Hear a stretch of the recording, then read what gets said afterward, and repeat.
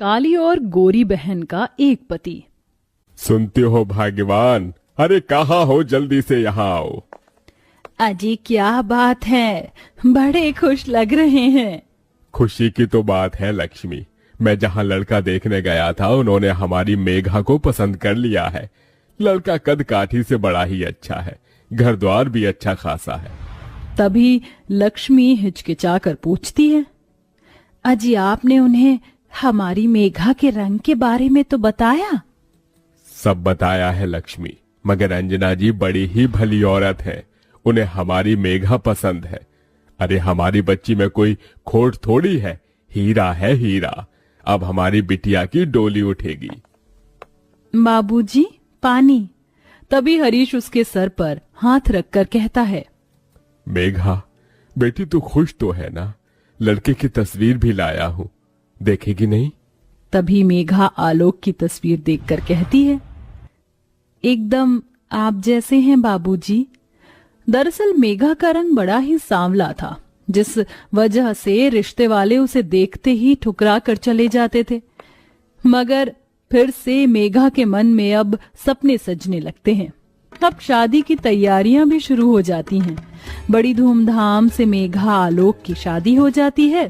तभी मेघा की आंखों में आंसू देखकर लक्ष्मी पूछती है, क्या हुआ मेरी बच्ची, तू खुश नहीं? खुश हूं माँ, मगर साक्षी की बड़ी याद आ रही है।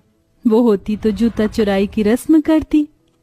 1 महीने की तो बात है मेघा, तेरी बहन परीक्षा देकर बेंगलुरु से लौट आएगी।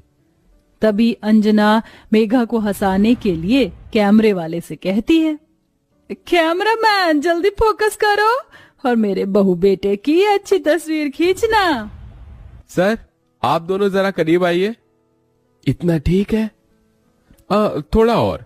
हाँ, अब कमर पर हाथ रखिए। तभी आलोक चिढ़कर बड़बड़ाने लगता है, कमर के नाम पर अंधेर गली है, ये माने इस जैसी काली कलूटी लड़की से मेरी शादी करके मेरी जिंदगी बर्बाद कर दी। मेघा अपने ससुराल आ जाती है। अब ऐसे ही 1 महीना बीत जाता है और साक्षी लौट आती है। पर कहीं साक्षी का लौट कर आना उसकी बहन की खुशियों भरी जिंदगी तबाह तो नहीं कर देगा।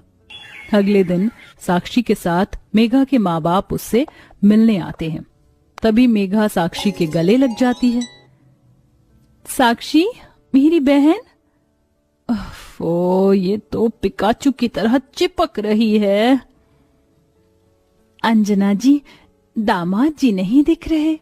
ये लीजिए आलोक आ गया। आलोक को देखते ही साक्षी मन में कहती है, मेरी लंगूर जैसी बहन को ये रस भरा अंगूर कहाँ से मिल गया? टॉल, हैंडसम, स्मार्ट, ऐसा बंदा तो मैं डिजर्व करती हूँ। मुझे अपनी काली कलूटी बहन की किस्मत से जलन हो रही है। उसे इतना सुंदर पति कैसे मिल गया? इसे तो मैं अपना बना कर रहूंगी। अच्छा समधन जी, अब इजाजत दीजिए। चलो साक्षी। ओहो, अभी तो मैं आई हूँ। मैंने अपनी प्यारी दीदी से थोड़ी बातें भी नहीं की। मुझे कुछ दिन यहाँ रहने दीजिए ना प्लीज। अपनी गोरी बहन का एकदम से बदला हुआ बर्ताव देखकर मेघा का मन खुशी से भर जाता है। माँ, बाबूजी, छोटी को थोड़े दिन के लिए यहीं रहने दीजिए। ऐसे ही दिन बीतते हैं और साक्षी अपनी बहन के पति पर डोरे डालने लगती है। तो वहीं आलोक भी गोरी सुंदर साक्षी के प्यार में पड़ जाता है। एक साथ घूमने फिरने जाना, ये सब देखकर अंजना कहती है, मेघा बहू तेरी बहन को यहाँ आए बहुत दिन हो गए, उसे अपने घर भेज दे। मगर माँ जी देखिए ना, साक्षी यहाँ पर आकर कितनी खुश है और आलोक जी के साथ कितना घुल मिल गई है। मेरी आंखें जो देख रही हैं वो तू नहीं देख पा रही है बहू। इतने में आलोक और साक्षी गले में वरमाला डाले अंदर आते हैं। साक्षी की मांग में सिंदूर और गले में मंगलसूत्र देखकर डबडबाई आंखों से मेघा कहती है, साक्षी ये सब क्या है? तभी साक्षी इतरा कर बोलती है, इनसे मिलो, ये है मेरे पति और तुम्हारे जीजा जी। ये सुनकर मेघा फूट फूट कर रोने लगती है। साक्षी तो मेरी बहन होकर मेरे साथ ऐसा कैसे कर सकती है? ओफो, ये रोना धोना मत लगाओ मेघा, मेरा दिल तुम्हारे पति पर आ गया तो क्या करूं? दिल तो दिल है। तभी मेघा डबडबाई आंखों से अपने पति की ओर देखकर कहती है, आलोक जी, आपने एक बार भी मेरी बहन से शादी करने से पहले मेरे बारे में नहीं सोचा? देखो मेघा, मैं वैसे भी तुम्हारे साथ खुश नहीं था, बस मजबूरी में इस शादी का बोझ उठा रहा था। मेरी पत्नी सिर्फ साक्षी है। तभी गुस्से में अंजना अपने बेटे का गिरेबान पकड़कर कहती है, आलोक, आज तूने अपनी माँ की दी हुई परवरिश पर कालिक पोत दी है। एक औरत का सिंदूर, उसका मंगलसूत्र उसका सम्मान होता है, उसका स्वाभिमान होता है, और आज तूने बहू से उसका स्वाभिमान ही छीन लिया। आज तुझे अपना बेटा कहने से मुझे शर्म आ रही है। ओफो मम्मी जी, ये घिसे पिटे डायलॉग जरूरी है? आपने वो गाना सुना है क्या? जब तक बेटा मम्मी बोले तब तक बेटा तेरा है, अब तेरा बेटा डार्लिंग बोले अब तेरा बेटा मेरा है, बेटा बेटा ना कर सासू। समझी सासू माँ?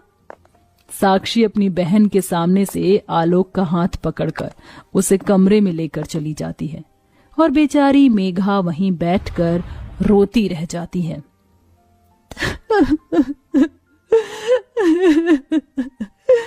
मेरी अपनी बहन ने मुझसे मेरा पति छीन लिया माँ जी।